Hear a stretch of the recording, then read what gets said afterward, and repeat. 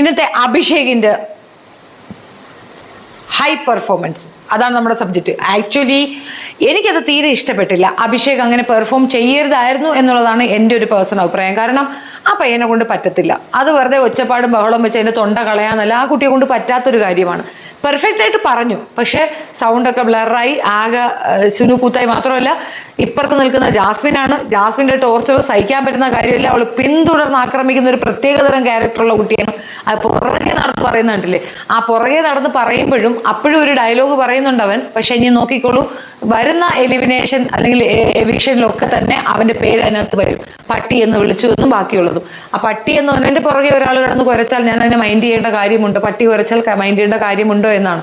പക്ഷേ ഈ minute points ഒക്കെ തന്നെ വളരെയധികം മേജറായിട്ട് എടുത്തു വെച്ചിട്ട് ആ ഒരു കാര്യം പറഞ്ഞുകൊണ്ട് തന്നെ ബിഗ് ബോസ് ഹൗസിൽ നിന്ന് അവനെ പുറത്തേക്ക് കളയാനുള്ള എല്ലാ സാധ്യതയും ഉള്ളത് കൊണ്ട് തന്നെ അഭിഷേക് എന്ന് ചെയ്തത് മണ്ടത്തരമാണെന്നേ ഞാൻ പറയുള്ളൂ. എനിക്ക് അങ്ങനെയാണ് മനസ്സിലായിട്ടുണ്ടായിരുന്നത്. തീർത്തും എനിക്ക് ഇഷ്ടപ്പെടാത്ത ഒരു സെക്ഷൻ തന്നെയായിരുന്നു അത്. ആ പയ്യൻ വെറുതെ അവൻ്റെ ഭാവി കളയാൻ വേണ്ടിയിട്ടാണ് അതിൻ്റെ തലയിലോട്ട് പാഞ്ഞു കുടിച്ച് കയറുന്നത്.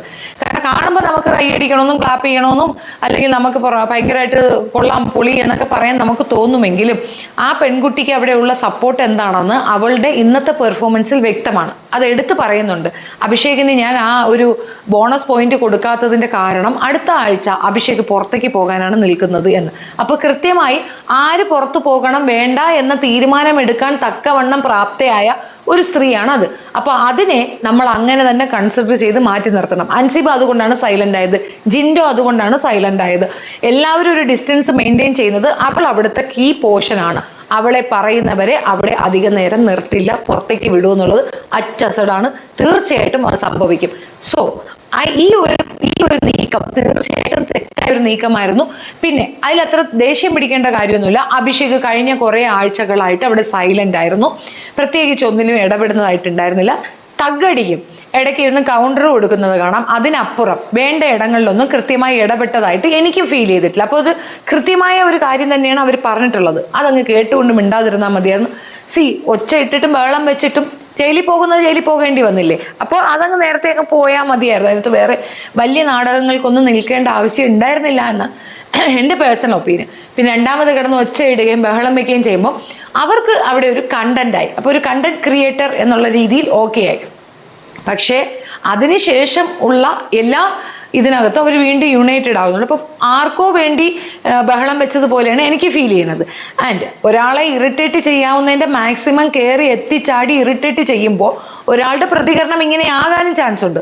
ആ പയ്യൻ ഒരുപാട് എസ്കേപ്പ് ആവാൻ നോക്കി, ഒരുപാട് രീതിയിൽ അത് ഇഗ്നോർ ചെയ്യാൻ നോക്കി, വീണ്ടും ആവർത്തിച്ച് കള്ളം കൂടെ പറയുന്ന ഒരു സിറ്റുവേഷൻ വന്നപ്പോഴത്തേക്കാണ് അഭിഷേകിന് അങ്ങനെ പ്രതികരിക്കേണ്ടത്. അതും സമ്മതിച്ചു. പക്ഷെ എന്നിരുന്നാലും ജാസ്മിനുമായിട്ട് അടുക്കി പോകാതിരിക്കുന്നതാണ് അവിടെയുള്ള ഓരോ മത്സരാർത്ഥിയും സേഫ് ആകാനുള്ള ഒരേ ഒരു വഴി. കാരണം അവളെ ശത്രുവാക്കുകയോ അവൾക്കെതിരെ സംസാരിക്കുകയോ ചെയ്തു കഴിഞ്ഞാൽ ഗെയിമിൽ നിന്ന് ഔട്ടാവുന്നതാണ് ഇതുവരെയുള്ള ഒരു ഇഷ്യൂ.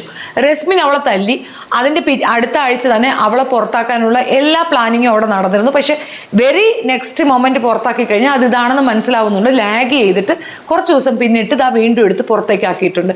അപ്സരയ്ക്കും അത് തന്നെയാണ് ഗതി. അപ്സര ചേർന്ന് നിന്ന് നോക്കുകയാണ്. അപ്സരയ്ക്ക് ഈ പ്ലാൻ മനസ്സിലായിട്ടാണ് ചേർന്ന് നിൽക്കുന്നത്. പക്ഷെ വേസ്റ്റാണ്, നടക്കത്തില്ല.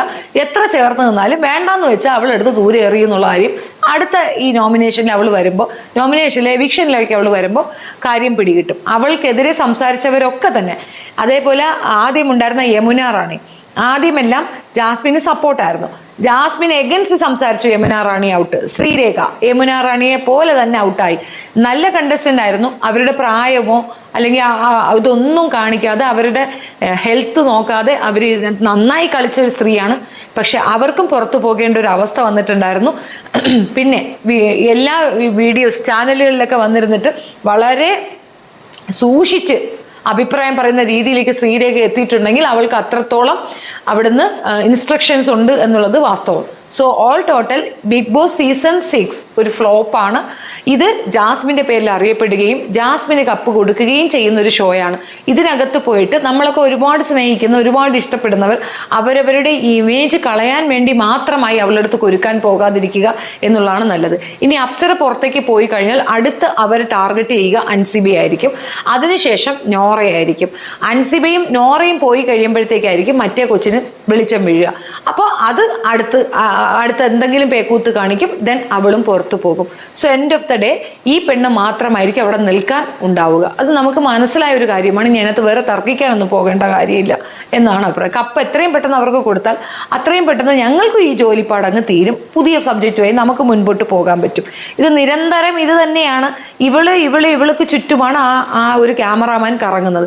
നാളെ ഇതുവരെ ഗബ്രിയെ കൊണ്ട് കറങ്ങിയെങ്കിൽ ഇപ്പൊ തനിയെ കറങ്ങുന്നത്. പിന്നെ ഒരു കാര്യമുണ്ട്, ആപ്റ്റായിട്ട് 2-3 ഡയലോഗ് അഭിഷേക് പറഞ്ഞു, അതെനിക്ക് നന്നായിട്ട് ഇഷ്ടപ്പെട്ടു. ദേ വാഴത്തോപ്പ് ഒഴിഞ്ഞു കിടക്കുന്നുണ്ട്, അടുത്ത ആളെയും വിളിച്ച് അവിടെ പോയി ഇരുന്നോ. അവന് താല്പര്യമില്ല, അവനൊന്ന് വളയ്ക്കാനും നോക്കിയിട്ടുണ്ട്, നടന്നതുമില്ല. അവൻ്റെ അടുത്ത് 2-3 പ്രാവശ്യം പറഞ്ഞു, ഞാൻ നിന്നെ കല്യാണം കഴിക്കണം, അല്ലെങ്കിൽ നിന്നെ പോലെ ഒരുത്തനെ കെട്ടണമെന്ന് പറഞ്ഞപ്പോഴും എൻ്റെ ജീവിതം നായ നക്കി എന്നൊക്കെ പറഞ്ഞ് അവൻ ഒഴിവാകുന്നൊരു സീൻ ഉണ്ടായിരുന്നു. അപ്പോൾ ആകെ മൊത്തത്തിൽ അവൾക്ക് നല്ല കലിപ്പാണ് അവനോട്. അർജുൻ്റെയോടെയും ചേർന്ന് നടക്കുന്നത്, ആരും അടുപ്പിക്കുന്നില്ല. ആരെങ്കിലും ചൂസ് ചെയ്തിട്ട് അവിടെ പോയി നിൽക്കി എന്ന് പറയുന്നുണ്ട്. ഋഷിവിനെ 7 ഇലത്ത് അടുപ്പിക്കത്തില്ല. ആകെ മൊത്തത്തിൽ ഒറ്റപ്പെട്ട് നിൽക്കുന്ന ജാസ്മിന് കുറച്ചുകൂടെ സിമ്പതി വോട്ട് കിട്ടാൻ ഇത്തരം തർക്കങ്ങൾ ഉപകരിക്കും എന്നതിനപ്പുറം വേറെ പ്രത്യേകിച്ച് പ്രയോജനമൊന്നും ഇല്ല എന്നാണ് എനിക്ക് മനസ്സിലായിട്ടുള്ളത്. Thank you so much. നിങ്ങൾക്ക് ഇഷ്ടപ്പെടുകയാണെങ്കിൽ like, share and subscribe. Do support my channel. Like നിർബന്ധം. നിങ്ങളുടെ കമൻറ്റ്സ് എഴുതിയിടുക. അഭിപ്രായങ്ങൾ കേൾക്കാൻ ഞാൻ താല്പര്യപ്പെടുന്നുണ്ട്. റോങ് കമൻറ്റിന് പിന്നെ ഞാൻ റോങ് ആവും, അത്രയേ ഉള്ളൂ. Thank you.